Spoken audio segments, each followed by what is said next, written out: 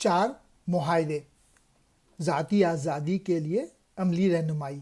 یہ کتاب Dawn Miguel نے لکھی ہے۔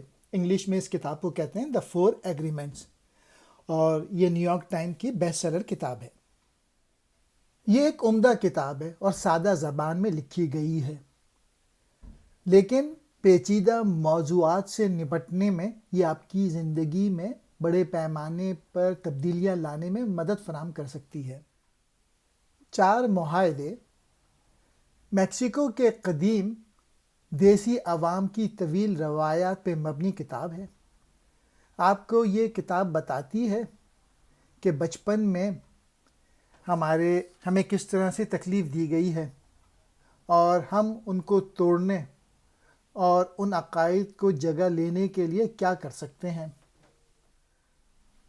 اس کتاب کو پڑھتے وقت یہ بتانے کی کوشش کی گئی ہے کہ شعوری یا لاشعوری طور پہ ہم اس بات سے متفق ہیں جو ہم سے کہا جا رہا ہے۔ وہ لکھتے ہیں کہ بچپن میں اجر اچھا لگتا ہے، یعنی ریوارڈ فیلز گڈ، اور ہم دوسروں کو وہ کام کرتے رہتے ہیں تاکہ دوسرے ہم سے خوش رہیں۔ جب ہم بچے ہوتے ہیں، سزا ملنے کے خدشے اور اجر یعنی ریوارڈ نہ ملنے کے خوف کے ساتھ ہم دوسروں کو خوش کرنے میں لگ جاتے ہیں۔ جو ہم نہیں ہیں اس کا بہانہ کرنے لگتے ہیں، صرف کسی اور کو اچھا بننے کے لیے۔ ہم ماں اور والد کو خوش کرنے کی کوشش کرتے ہیں، ہم اساتذہ کو خوش کرنے کی کوشش کرتے ہیں، اور اس طرح ہم اداکاری کا آغاز کرتے ہیں۔ یہ کتاب آپ کو اپنی بری عادات کو ختم کرنے میں مدد دے سکتی ہے جو آپ کے تعلقات کے لیے رکاوٹ بنتی ہے۔ کمیونیکیشن یا مواصلات کی بری عادتیں آپ کو یہ معلوم ہو سکتی ہیں، اور آپ کو شاید ادراک ہی نہیں ہوتا کہ آپ اپنے راستے میں کتنی بار آتے ہیں، اور جن لوگوں سے آپ پیار کرتے ہیں اور جن کے ساتھ آپ کام کرتے ہیں ان سے پھوٹ پڑ جاتی ہے۔ اس کتاب نے میری زندگی کے نقطہ نظر کو تبدیل کر دیا ہے۔ مجموعی طور پہ میں ایک زیادہ آرام دہ اور پرسکون شخص ہوں۔ آئیے اب اس کے 4 معاہدے دیکھتے ہیں۔ معاہدہ نمبر 1، اپنے کلام سے بے عیب رہو۔ انگلش میں کہتے ہیں بی امپیکیبل وتھ یور ورڈ۔ وہ لکھتے ہیں کہ ہمیں گپ شپ، جھوٹ اور خالی وعدوں سے پرہیز کرنا چاہیے، اور ان الفاظوں سے جو کہ ہمارے لیے پریشانی پیدا کرتے ہیں۔ بہت سارے لوگوں کو ان کے الفاظ کی طاقت کا احساس نہیں ہوتا ہے، اور وہ ایسا نقصان نہیں دیکھ پاتے ہیں جو لاپرواہی، سوچے سمجھے یا جارحانہ انداز میں بولنے کی وجہ سے ہو سکتے ہیں۔ وہ لکھتے ہیں کہ اس معاہدے پہ پوری طرح عمل کرنا بہت مشکل ہے، لیکن خواہش کرنا کہ اس مقصد کو حاصل کر لیں اور اس سمت کی طرف کام کریں تو یہ ایک اچھی ڈائریکشن ہے۔ مین میسیج یہ ہے کہ اپنے الفاظ جو ہیں ان کا جو انتخاب ہے وہ بہت احتیاط سے کریں۔ یہ جو پہلا ایگریمنٹ ہے، اگر یہ آپ کے قول کے سچے ہونے کے بارے میں ہے، بلکہ یہ خود اپنے آپ کے ساتھ سچ ہونے کے بارے میں بھی ہے۔ سوچئے کہ یہ آپ کی زندگی پہ کیسے لاگو ہوتا ہے اور آپ خود کتنی بار سچ بولتے ہیں۔ یہ بھی جان لیں کہ الفاظوں کی طاقت ہے۔ ایک لفظ آپ کو اوپر اٹھا سکتا ہے یا آپ کو نیچے گرا سکتا ہے۔ آپ اپنے الفاظ کس طرح استعمال کرتے ہیں یا دوسرے کے الفاظ کیسے وصول کرتے ہیں، اور اس پر بھی دھیان رکھیں۔ الفاظ معاف کر سکتے ہیں لیکن فراموش نہیں ہو سکتے۔ اپنے آپ سے اور دوسروں کے ساتھ بات کرنے میں احتیاط برتیں۔ آپ اپنے آپ سے کتنا پیار کرتے ہیں اور خود اپنے بارے میں کیسا محسوس کرتے ہیں، یہ آپ کے کلام اور الفاظ کے معیار بتاتا ہے۔ جب آپ اپنے الفاظ سے بے عیب ہو جاتے ہیں تو آپ کو اچھا لگتا ہے، آپ خوشی اور سکون محسوس کرتے ہیں۔ میں اس کو انگلش میں ہی پڑھ دیتا ہوں. You can measure the impeccability of your word by your level of self-love. How much you love yourself and how you feel about yourself are directly proportionate to the quality and integrity of your word. When you are impeccable with your word, you feel good, you feel happy and at peace. ہم خود پر جو کہتے ہیں اس پر عمل کرتے ہیں. منفی باتیں یا غیر معقول باتیں کرنے سے احتیاط برتیں. جب آپ حقیقت کو بیان کرتے ہیں تو آپ کس قسم کے الفاظ استعمال کرتے ہیں؟ کیا آپ جھوٹ بولتے ہیں اور اپنے اور دوسرے کے بارے میں تکلیف دہ اور زہریلی باتیں کرتے ہیں؟ یہ صحت مند نہیں ہے. اپنے کلام سے بے بہرہ ہونے کے لیے سچائی کی باتیں کرنا ضروری ہیں اور ایسی باتیں کہنا چاہیے جس کا اپنے اور دوسروں پر مثبت پازیٹیو اثر پڑے. معاہدہ 2. ذاتی طور پہ کچھ بھی نہ لیں. انگلش میں کہتے ہیں don't take any thing personally. وہ لکھتے ہیں کہ دوسروں کی رائے پہ انحصار کرنے کی ضرورت نہیں اور نہ ہی ان کو اہمیت دینے کی ضرورت ہے. وہ لکھتے ہیں کہ ایک بار جب کوئی شخص ذاتی طور پہ چیزیں لینے سے باز آ جاتا ہے تو غصہ، حسد اور یہاں تک کہ غم بھی کم یا ختم ہو سکتا ہے. جب کوئی شخص ہمارے رویے کے بارے میں یا بطور افراد ہمارے بارے میں رائے دیتا ہے تو یہ یاد رکھنا ضروری ہے کہ کوئی رائے واقعی مقصد نہیں ہے. ہم سب کے پاس اپنے تعصبات ہیں، ہمارے فلٹرز ہیں جس کے ذریعے ہم دنیا کو دیکھتے ہیں. اس کی وجہ سے ہم کسی اور کے بارے میں اپنے اقدامات کو بالکل درست سمجھتے ہیں. تو مین میسیج یہ ہے کہ دوسرے لوگوں کی جو آرا ہے اور ان کے جو تاثرات ہیں ان کو اپنے اوپر لینے کی ضرورت نہیں ہے. ذاتی طور پہ دوسروں کے عقائد نہیں لینا چاہیے اپنے بارے میں.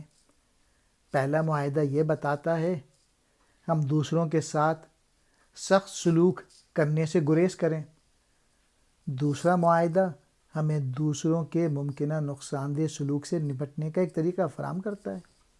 وہ لکھتے ہیں دوسروں کے خیالات ضروری نہیں کہ ہمارے متعلق درست ہوں. جب آپ چیزوں کو ذاتی طور پہ لیتے ہیں تب آپ ناراض ہو جاتے ہیں اور آپ کا جو رد عمل ہے آپ کے عقائد یا بلیفز کا دفاع کے لیے آ جاتے ہیں اور تنازعات پیدا ہو جاتے ہیں. 4 معاہدوں کے اس حصے نے میری سب سے زیادہ مدد کی کیونکہ اس سے مجھے یہ احساس ہوا کہ میں دوسروں کی رائے پہ منحصر تھا. اگر آپ 100 لوگوں سے ملیں گے تو 100 لوگوں کی اپنی رائے ہوگی جو کہ آپ کے بارے میں ٹھیک نہیں ہو سکتی. یہ جو دوسرا معاہدہ ہے یہ اپنے آپ سے مطمئن رہنے کا اور دوسرے کی رائے پہ انحصار نہ کرنے کا میسیج دیتا ہے. ایک اچھا جملہ ہے، پہلے میں اس کو انگلش میں پڑھ دیتا ہوں پھر اس کی translation. If you can make the second agreement a habit, you will find that nothing can put you back into hell. There is a huge amount of freedom that comes to you when you take nothing personally. اگر آپ اس دوسرے معاہدے کو عادت بنا لیں تو آپ کو معلوم ہوگا کہ کوئی بھی چیز آپ کو دوبارہ جہنم میں نہیں ڈال سکتی. آپ کو آزادی مل جاتی ہے جب آپ ذاتی طور پہ کچھ نہیں لیتے ہیں. ہم ساری زندگی دوسروں کا جذباتی کوڑا کھاتے ہیں اور اب یہ تمام کچرا ہمارا کچرا بن جاتا ہے. لیکن اگر آپ اسے ذاتی طور پہ نہیں لیں تو پھر آپ آزاد ہو جاتے ہیں اور اپنی زندگی کو زہر آلودگی سے بچا لیتے ہیں جو دوسرے کی رائے کو اہمیت نہ دیں. You are never responsible for the action of others. You are only responsible for you. When you truly understand this and refuse to take things personally, you can hardly be hurt by the careless comments and actions of others. آپ دوسروں کے اعمال کے کبھی بھی ذمہ دار نہیں ہیں. آپ صرف اپنے اعمال کے ذمہ دار ہیں اور جب واقعی آپ اس بات کو سمجھ لیں گے اور دوسروں کے جو تبصرے ہیں آپ ان کو لینے سے انکار کریں گے تو پھر آپ اپنی تکلیف سے بچ سکتے ہیں، یعنی دوسروں کی رائے کی اہمیت نہ دیں آپ کے متعلق۔ معاہدہ 3، مفروضے مت کریں۔ انگلش میں کہتے ہیں ڈونٹ میک ازمپشنس۔ وہ لکھتے ہیں کہ جب کوئی یہ فرض کر لیتا ہے کہ دوسرے کیا سوچ رہے ہیں تو یہ تناؤ اور باہمی تنازع پیدا کر سکتا ہے۔ مفروضے پر قابو پانے کا ایک حل یہ ہے کہ سوالات پوچھیں اور اس بات کو یقینی بنائیں کہ اس میں ملوث افراد کے مابین مواصلات یا کمیونیکیشن واضح ہو۔ مفروضے نہ بنا کر غلط فہمیوں، اداسی اور ڈرامے سے بچ سکتے ہیں۔ جب آپ یہ فرض کر لیں کہ دوسرے لوگ ان سے جانچے بغیر کیا سوچ رہے ہیں تو بہت تناؤ پیدا ہو سکتا ہے۔ مفروضے نہ کرنا ایک اچھی تجویز ہے، لیکن اس میں داخلی دانش مندی اور عقل مندی کا مظاہرہ کرنا چاہیے۔ یہ فرض کرنا کہ آپ جانتے ہیں کہ دوسرے لوگ آپ کے بارے میں کیا سوچ رہے ہیں، یہ کیا محسوس کر رہے ہیں، یہ ایک محدود سوچ ہے۔ ہم میں سے کوئی دوسرے کا ذہن نہیں پڑھ سکتا، اور جب ہم یہ کوشش کرتے ہیں تو اکثر غلط ہو جاتے ہیں، جس سے ناپسندیدہ نتائج برآمد ہوتے ہیں۔ مفروضات ہمیشہ ہی منفی ہوتے ہیں۔ منفی سوچ منفی نتیجہ اخذ کرتی ہے اور اس سے مسائل پیدا ہوتے ہیں۔ ہم میں ہر چیز کے بارے میں قیاس آرائیاں کرنے کا رجحان ہے۔ مفروضے کرنے میں مسئلہ یہ ہے ہمیں یقین ہے کہ وہ سچ ہیں، ہم قسم کھا سکتے ہیں کہ وہ حقیقی ہیں۔ جس دن آپ مفروضہ کرنا چھوڑ دیں گے، آپ جذباتی زہر سے پاک صاف اور واضح گفتگو کریں گے۔ The day you stop making assumptions, you will communicate cleanly and clearly, free of emotional poison. معاہدہ 4، ہمیشہ اپنی پوری کوشش کرو۔ انگلش میں کہتے ہیں always do your best۔ اگر آپ اپنی پوری کوشش کرتے ہیں، نہ صرف یہ کہ آپ اہداف کے حصول کے زیادہ امکانات رکھتے ہیں، بلکہ آپ اس کو تنقید سے بھی گریز کریں گے۔ تو برائے کرم یاد رکھیں، جب آپ اپنی پوری کوشش کرتے ہیں تو وہی دن آپ کا بہترین دن ہوتا ہے۔ اگر آپ ہمیشہ اپنی پوری کوشش کریں گے تو آپ اپنے کلام، کمیونیکیشن سے بے عیب ہو جائیں گے۔ چیزوں کو کبھی بھی ذاتی طور پہ نہ لیں اور نہ ہی کبھی مفروضے بنائیں۔ یہ 4 معاہدے آپس میں جڑے ہوئے ہیں۔ یہ چوتھا معاہدہ پہلے تینوں کے عمل سے متعلق ہے کہ ہمیشہ اپنی پوری کوشش کرو۔ تینوں معاہدوں میں صرف اس وقت کام ہوگا جب آپ اپنی پوری کوشش کریں گے۔ یہ توقع مت کریں کہ آپ ہمیشہ اپنے لفظ سے بے عیب ہو جائیں گے۔ یہ توقع نہ کریں کہ آپ کبھی بھی ذاتی طور پہ کچھ نہیں لیں گے، صرف اپنی پوری کوشش کریں۔ اور یہ توقع مت کریں کہ آپ کبھی بھی دوسرے کے مفروضے نہیں دیکھیں گے، لیکن یقیناً آپ اپنی پوری کوشش کر سکتے ہیں۔